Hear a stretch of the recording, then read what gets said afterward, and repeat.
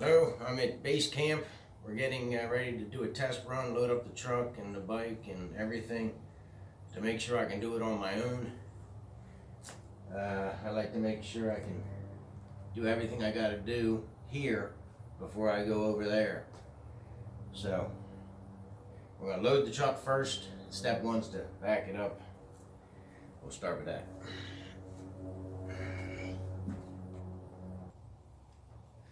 Okay, so we got the truck backed up. I've got a mat in there that I'm going to use kind of as a doormat, and my grill is already in there. The idea is to tarp it over, hold it down with some boards I've cut, and it should hold everything in place. I like to have it covered. I don't have a cover for the back of the truck yet, so I'm doing it the cheap way. And that's the plan. So the first thing we're going to do is hook up the tarp.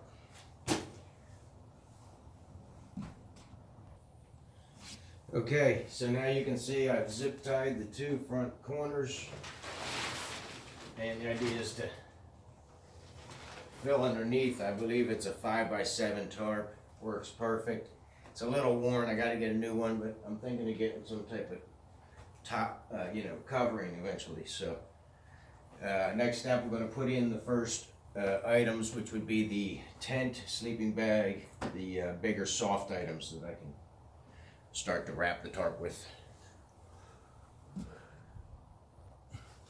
Okay, so I've loaded the tent and sleeping bag on the right. It's a heavy duty sleeping bag, and then over on the left I have it's actually a mattress, a 2-man mattress, because I'm spoiled. But the point is, I'm going to wrap that tarp over the top. I shove it through the back window. It's real convenient, gets it out of the way. But first I'm going to load some of the firewood I got over here, and it's going to go next. Okay, and at this point I'm going to start wrapping the tarp and pinning it down. Very simple, but I'll leave the film running for this part.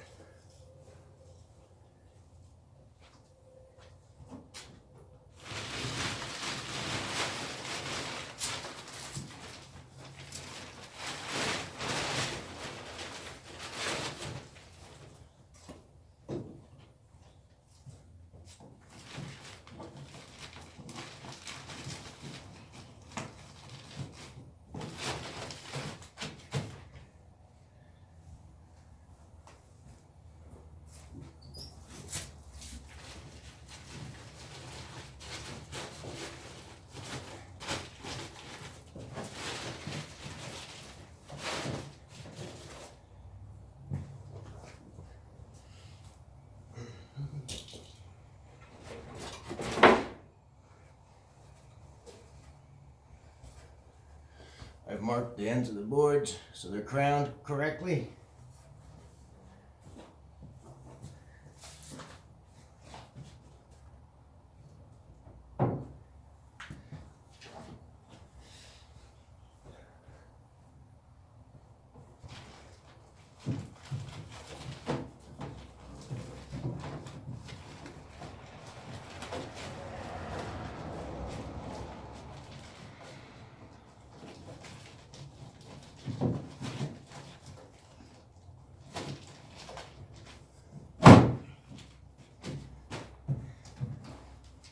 And that's how it's done. I'll do the next row. Okay, so at this point we've got my motorcycle helmets in there, the wood's in there, I got my chair in there, I got some of my heavier clothes, my winter jacket, my rain gear, stuff I can get wet in the back if it does rain. And we're going to continue folding the tarp back and pinning it down, and then the buckets will go in last. So that's next. Okay, I had to adjust it a little. I forgot I got to slip in a 2x8. I'll show you.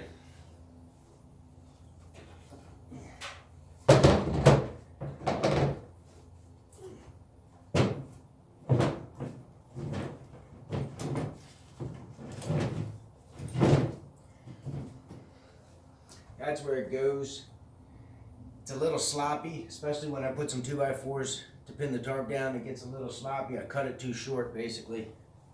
So the idea is to take about 1.5 inches off the bottom, so it'll drop lower. The wider part will it'll gain me 1/2 inch, actually, 1/4 on each side if I rip it 1.5 inches on the bottom. That's the idea. I'm going to work on that later today, but for now, that's how it's going.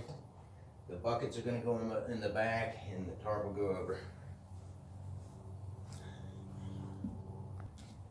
Okay, so we're pinning down the tarp with the 2x4s. Those are pressure treated 2x4s so that they can be out in the elements. And I'll show you the 2x8s underneath. So now I'll put the buckets in. This is bucket number 2. It's camping gear. Bucket number 3 is camping gear.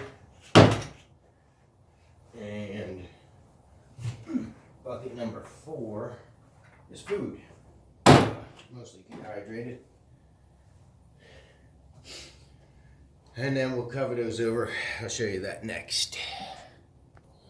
Okay, so now the boards are all in on top and the buckets are in, and I just have to cinch up the back. And I do that with this elastic cord. It'll cinch the tarp up. I'll put this elastic band across just to keep the buckets a little bit more in place, and we'll be almost done with the truck. Okay, so that's about it on the truck. I've cinched up the tarp with the bungee. I put another bungee through the center bucket just to hold it all together. You can see I've got 3 2x4s, and there's a 2x6, or actually 2x8 up underneath, kind of separating the buckets from crushing shit. And basically we're just going to close up the trunk, and that's how we pack up the truck. Okay, so next step is we're going to pull the truck out far enough to be able to bring the motorcycle in. We got to back the bike in.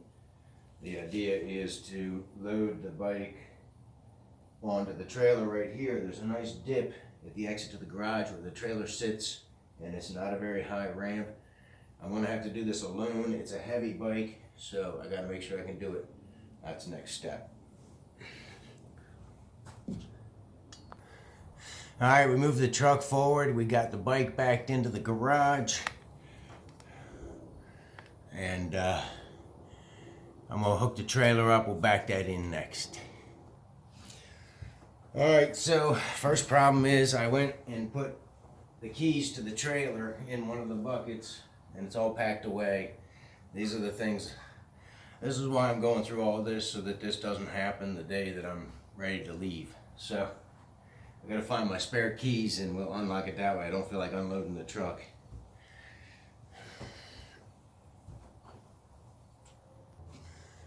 Okay, so we got the trailer hooked up, it's backed up, and now we are going to load, or I am going to load the bike.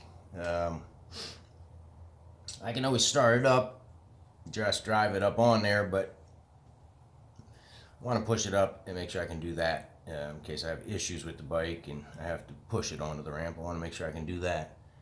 So that's the plan. Alright, we got the ramp set up. That's probably the most important part, is getting this ramp set up so it doesn't flop on me.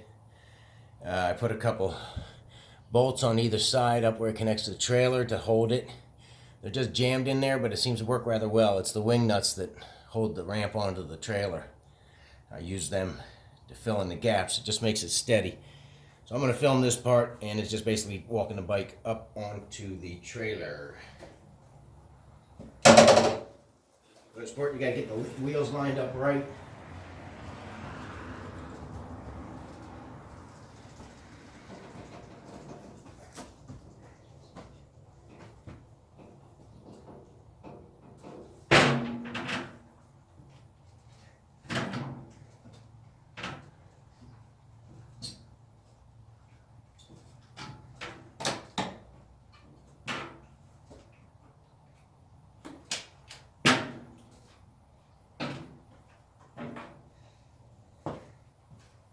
That's how you do it. I put it in first gear because you want the wheels locked when you're going to trailer it. So it's in first gear now.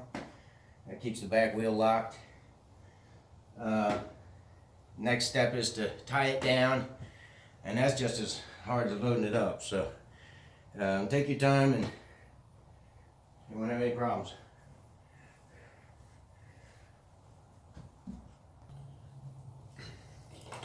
Okay, I kind of learned how to do this on my own, but I made up a set of blocks. This one pins the front tire against the rail so it's not going to slop back and forth. This one goes up inside between the front tire and the fender so that I don't have to compress the shocks all the way down when I crank it down to the trailer. And this one goes in between the rear tire and the rear fender, so that doesn't, so I only have to crank the bike down a little. I'm not compressing the springs all the way down. I just like that better. And then I got them chained so that I can attach them to the bike. I don't want these falling off on the highway, so they're attached to the bike securely.